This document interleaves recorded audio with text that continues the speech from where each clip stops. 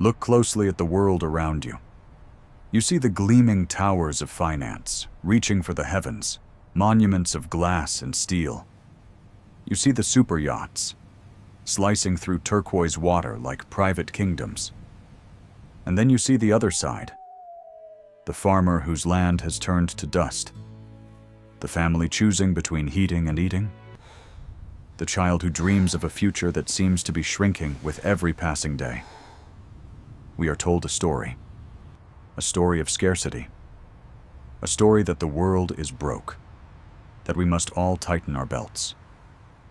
But what if that story is a lie? What if the money isn't gone? What if it was simply moved? We are living through a war, but its battles are not fought with missiles and tanks. They are fought on spreadsheets, in boardrooms, and in the hushed halls of central banks. It is a war of numbers, a war for control. And its primary weapon is something we all understand, something we all carry: debt. The chains of this century are not forged from iron. They are forged from interest rates. So who holds these chains? Who are the masters of this new empire? It is not a nation with a flag. It has no standing army. It is a network, an interconnected web of financial institutions that wields more power than presidents and prime ministers. This is not a story of shadowy figures in a smoke-filled room. It is the story of a system, an architecture of power, built in plain sight, whose blueprints are written in the language of finance, a language designed to confuse, to intimidate, and to conceal. How was this empire built? Who are its architects? And how does it maintain its grip on the destinies of nearly every person on this planet? To find the answer, we must pull back the curtain. We must trace the flow of money, not to where we are told it goes, but to where it truly ends up. We must understand that the global economy is not a force of nature like the weather. It is a machine, and every machine has a purpose. Our story begins in the ashes of the Second World War. A world torn apart, desperate for order, for stability. In 1944, delegates from 44 nations gathered in a quiet New Hampshire town at a place called Bretton Woods. Their goal was noble: to build a new global financial system that would prevent the kind of economic chaos that had led to World War. Out of this conference, two powerful institutions were born: the International Monetary Fund, or IMF, and the World Bank. Their stated mission was to provide loans to rebuild war-torn nations and to help developing countries grow. They were presented as pillars of global cooperation. But beneath this benevolent surface, a different agenda was taking shape. The system they created had one unspoken central rule: the United States dollar would be the king. All other currencies would be pegged to the dollar, and the dollar, in turn, was pegged to a fixed amount of gold held in American vaults. For a time, this system created a sense of stability. The gold was an anchor. It was a physical check on power. A country could not simply print endless amounts of money, because it had to be backed by something real, something tangible. It was a tether to reality. But empires do not like tethers. In the late 1960s, America was fighting an expensive war in Vietnam and expanding social programs at home. It began printing more dollars than it had gold to back them up. Other countries, especially France, grew nervous. They began demanding their gold back, as was their right under the Bretton Woods Agreement. The anchor was being tested, and America's vaults were emptying. Then, on a summer night in 1971, the world changed forever. President Richard Nixon appeared on television and made a stunning announcement. The United States would no longer convert dollars to gold. With that one decision, the tether was cut. The dollar, and by extension the entire global financial system, was now floating free, backed by nothing but the promise of the American government. It was called the Nixon Shock, and it was the moment the empire of debt was truly born. Without the discipline of gold, money became an abstraction, a political tool. But how could the empire force the rest of the world to accept these new, unbacked paper dollars? The answer came not from Wall Street, but from the deserts of the Middle East. A secret deal was struck with the Kingdom of Saudi Arabia and later with the other OPEC nations. In exchange for military protection, they agreed to a simple but revolutionary rule. All oil, anywhere in the world, would be sold only for United States dollars. Think about what this means. Every country, whether friend or foe, needs oil. To buy oil, they now first had to acquire dollars. This created a massive, permanent, artificial demand for American currency. It was a masterstroke. The dollar was no longer backed by gold. It was backed by black gold. This was the birth of the petrodollar system, the financial bedrock of the modern American empire. And watching over this entire new system, from a quiet city in Switzerland, was an even more secretive institution.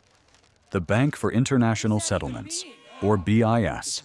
Founded in 1930, it is often called the central bank for central banks. It is an unelected, unaccountable body with its own legal immunity.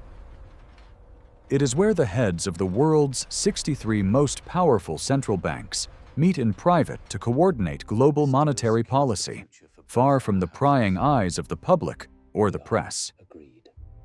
This is the nerve center, the quiet council chamber where the rules of the global financial game are written and enforced. The stage was now set. The architecture was complete. A world reserve currency with unlimited supply, a global demand enforced by oil, and a secret council to coordinate the strategy. The empire now had everything it needed to begin its silent conquest. In the 1970s, the oil-producing nations were suddenly flooded with trillions of these new petrodollars. They deposited this vast wealth into the major Western commercial banks in New York and London. The banks, in turn, had a problem. They had to lend this money out to earn interest. And so, they turned their eyes to the developing world. Salesmen from the biggest banks fanned out across Latin America, Africa, and Asia, aggressively pushing massive loans on countries hungry for development. They offered cheap money with low interest rates. It seemed like a golden opportunity. Leaders saw a chance to build roads, dams, schools, and hospitals. It felt like a shortcut to the modern world. For a few years, there was a boom. But it was a boom built on a trap. In the late 1970s, the United States was facing its own economic crisis, runaway inflation. In 1979, the U.S. Federal Reserve, led by Chairman Paul Volcker, made a drastic move. To fight inflation at home, he hiked interest rates to unprecedented levels, at one point reaching over 20%. This was the Volcker shock. And while it eventually tamed inflation in America, it was a death sentence for the developing world. Those cheap loans they had taken out suddenly had their interest rates skyrocket. A manageable debt became an impossible burden overnight. Nations like Mexico, Brazil, and Argentina were pushed to the brink of default. A wave of panic swept the global financial system, and that is when the empire's enforcers stepped in. The International Monetary Fund and the World Bank, the very institutions created at Bretton Woods to ensure stability, arrived on the scene. They did not come as saviors. They came as debt collectors. They offered bailout loans to the desperate nations, just enough money to allow them to keep paying the interest they owed to the big Western banks. But these loans came with brutal conditions. They were called structural adjustment programs. It sounds technical. It sounds boring, but it was a declaration of economic war on the poor. Countries were forced to agree to a strict set of rules. First, they had to radically cut spending on public services like healthcare, education, and food subsidies. Second, they had to devalue their currencies, making their exports cheaper for the West to buy, and their imports cripplingly expensive for their own people. And third, And most importantly, they had to privatize their national assets. State-owned industries, from telecommunications and electricity grids to water systems and oil companies, were put on the auction block and sold off to foreign corporations for pennies on the dollar. It was the largest, most systematic transfer of wealth from the global south to the global north in human history. The human cost was catastrophic. In countries across the world, societies were torn apart. Life expectancy fell. Millions were thrown into poverty. Riots erupted as the price of bread and fuel soared beyond reach. But the debt was never forgiven. It only grew larger, consolidated under the control of the IMF and the World Bank. The nation's assets were gone, its sovereignty surrendered. It was a new kind of colonialism, one that ruled not through governors and armies, but through loan agreements and interest payments. This was the blueprint. The Latin American debt crisis of the 1980s was not a one-time event. It was a rehearsal. The same model was used again during the Asian financial crisis of the late 1990s, and again in Europe after the 2008 crash, when countries like Greece were subjected to the same brutal austerity, the same fire sale of their national heritage. A crisis, whether real or manufactured, becomes an opportunity. An opportunity for the empire of debt to expand its reach, to deepen its control, and to acquire more of the world's real assets in exchange for digital numbers on a screen. For decades, the face of this empire was public, or at least quasi-public: the IMF, the World Bank, the US Treasury. But in the 21st century, the empire has evolved. It has become more private, more concentrated, and far more powerful. The true center of power today is not in Washington, D.C., or in Basel, Switzerland. It is in the quiet, discreet offices of a handful of companies known as asset managers. And two names stand above all others: BlackRock and Vanguard. These are not household names. They prefer to operate in the shadows. But their scale is difficult to comprehend. Together, they manage assets worth more than the economies of every country on Earth. Combined, except for the United States and China, they are the largest shareholders in nearly every major multinational corporation you can think of. The banks that give you loans. The pharmaceutical companies that make your medicine. The media companies that shape your news. The tech giants that own your data. The food companies that stock your supermarkets. They are at the top of the pyramid. In fact, the situation is even more concentrated than that. Vanguard is the largest shareholder in BlackRock. And BlackRock, in turn, is a major shareholder in Vanguard's portfolio of companies. They are not just competitors. They are deeply intertwined. They own each other. And they own the rest of the corporate world together. So how does this connect to the empire of debt? These firms are the ultimate creditors.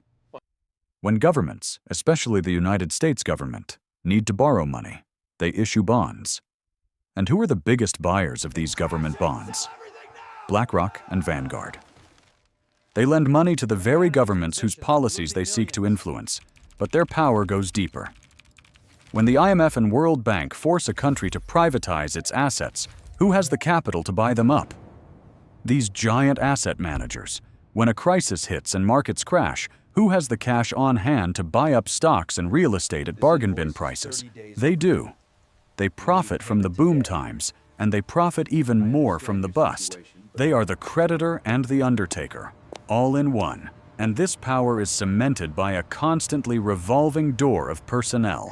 Top officials from the US Treasury, the Federal Reserve, the IMF, and other key government agencies routinely leave their public service jobs to take multi-million-dollar positions at BlackRock, Vanguard, and the big Wall Street banks. And their executives, in turn, are appointed to top government posts, often regulating the very industries they just came from. Larry Fink, The CEO of BlackRock is a frequent visitor to the White House and has been called one of the most powerful people in the world. His former executives now populate the highest levels of the current administration. This isn't a secret conspiracy. It is an open secret. It is a club whose members move seamlessly between the worlds of public power and private profit, blurring the lines between them until they cease to exist. They write the rules of a game that only they can win. This is the ultimate revelation. The system is not broken. It hasn't been hijacked. It is running perfectly. It is performing its intended function with ruthless efficiency. It is a machine designed to concentrate the world's wealth and power into the hands of a tiny, unaccountable oligarchy. It uses national debt as its fuel, financial crises as its moments of opportunity, and the hopes and dreams of billions of people as its collateral.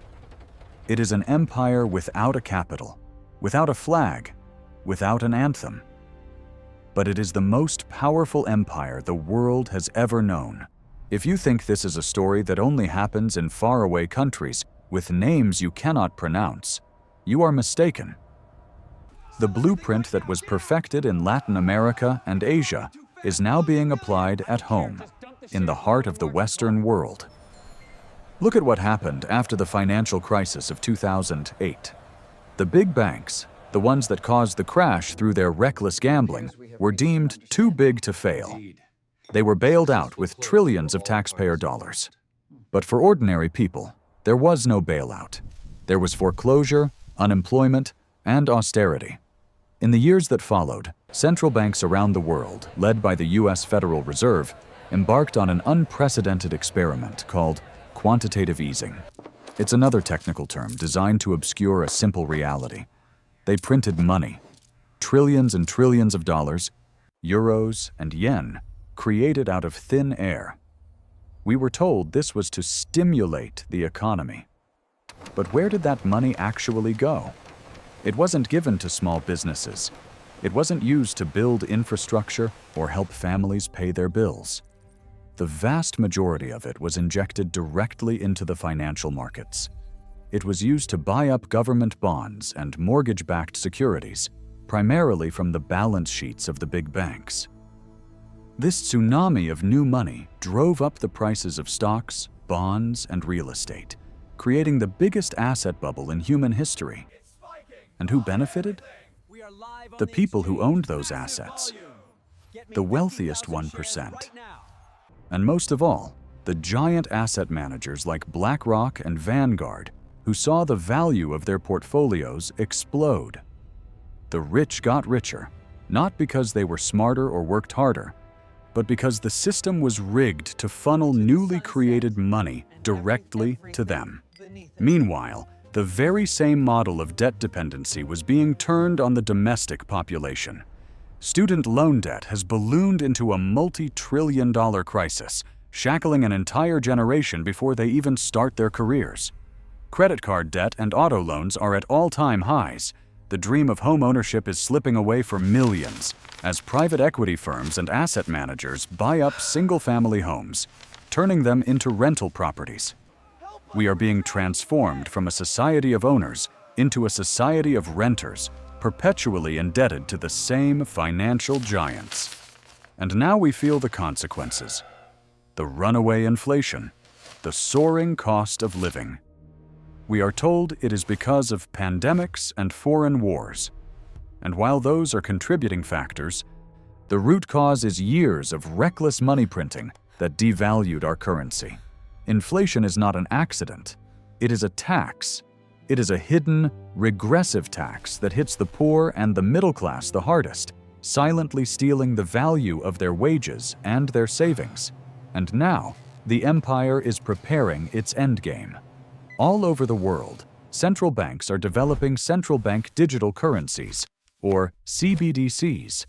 They are being sold to us as a more efficient, modern form of money, but they represent something else entirely. A CBDC is programmable money. It would give the central bank and the government the power to track every single transaction you make. They could have the power to decide what you are allowed to buy and what you are not. They could set expiration dates on your savings to force you to spend. It is the ultimate tool of centralization and control, a world where your financial freedom is entirely at the mercy of a bureaucratic algorithm. It is the final brick in the walls of the empire's prison. The empire of debt seems monolithic, invincible. Its tentacles reach into every corner of our lives, from our pension funds to our political systems. It operates on a global scale, with a power that dwarfs that of individual nations. It is easy to feel hopeless, to feel that we are just pawns in a game played by giants. But is it truly invincible? The history of the world is the history of empires that seemed eternal until they were not. Their power always seems absolute, right before it begins to crumble. We must begin by asking a fundamental question. What is money? Is it this complex, intimidating system of control designed by the powerful to extract wealth from the powerless? Or can it be something else? Can it be a simple tool for human cooperation? A way to exchange value and build thriving communities? Throughout the world, small cracks are beginning to appear in the imperial facade. Nations are beginning to explore ways to trade with each other outside of the dollar system. Communities are experimenting with local currencies to keep wealth within their towns. A new generation, native to the digital world, is building decentralized financial systems that operate beyond the control of any bank or government. These are not yet solutions. They are questions. They are experiments. They are seeds of a different future being planted in the shadow of the old world. The greatest strength of the empire of debt has always been its invisibility. It has thrived in the darkness of complexity, using jargon and fear to prevent ordinary people from understanding the rules of the game being played against them. Therefore, the first and most powerful act of rebellion is simply to see the system for what it is, to understand its history, its mechanisms, and its purpose, to talk about it with our friends, our families, and our neighbors, to refuse to accept the story that we are broke, and to start asking where the money went. This is not about left versus right. It is not about one political party against another. This is about the concentration of power versus the freedom of the individual. It is about the right of people and nations to determine their own destiny. This fight is not about numbers on a screen. It is about the kind of world we want to leave for our children. A world where their future is not preordained by a debt they never took on. A world where their creativity and hard work can build a life of dignity and purpose. The empire of debt was built in silence. It can only be challenged when we all start asking the right questions, out loud.